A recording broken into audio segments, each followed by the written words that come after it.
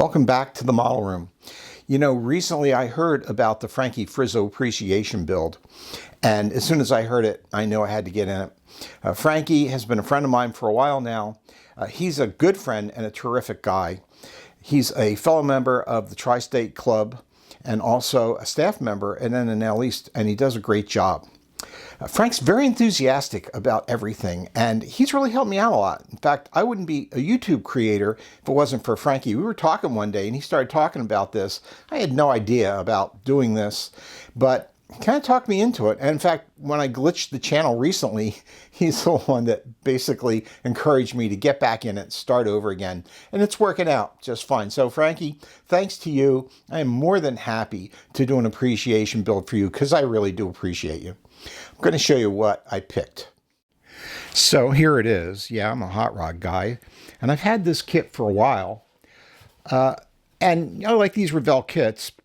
This was not my favorite body style, but there's really a reason why I decided to pick this one. You know, Frankie, sometimes I think his motto is never give up.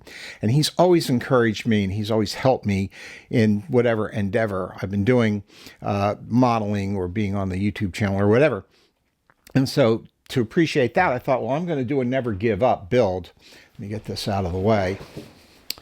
Here's the body. Yeah, this thing is a little ratty looking, right? If you recall the video I did on the hot knife and the ultrasonic knife, this was my first demo body. I started cutting this with a hot knife, and then something happened, went off script, or the video glitched somehow, and I had to stop. Well, I wanted to start with a fresh body, so I didn't use this one, and I went to a different one to complete the video. But I've had this, and I thought, well, I'm never going to do anything with this. However, yeah, I think I can give this new life. I am going to finish sectioning it. I'll chop it and get a better body style out of this. However, I think as a rat rod, it would look really neat. Now, I can file this down a little bit, but I think what I'm going to do is put it together and put some body filler on it, make it look like maybe weld marks. I'll put a little silver along here and also along the top. I think it'll make a really neat hot rod sedan.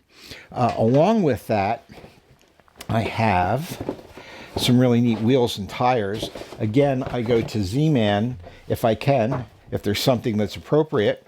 And here it is from Z-Man. Are these cool for a rat rod or what? I will kind of dirty them up, dull them down a little bit. Of course, I'll sand the tread. I think these are going to look really neat on this hot rod build. And then I like to put a Ford engine in a Ford, but for this one I thought, okay, we'll do something different. And here is the DeSoto Fire Dome engine from the Predicta model.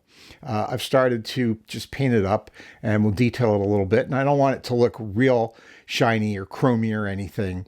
You know, put some probably panel liner in there to make it look like it's a little greasy or something.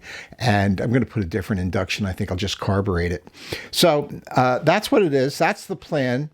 And I'm really looking forward to getting started on it. Frankie also tells me that he has several projects going at once. I guess I'm learning from him because that's what I've got too. Okay, thank you for watching. Thank you for everyone who has subscribed. If you haven't done that, give it a thought. We'll see you next time.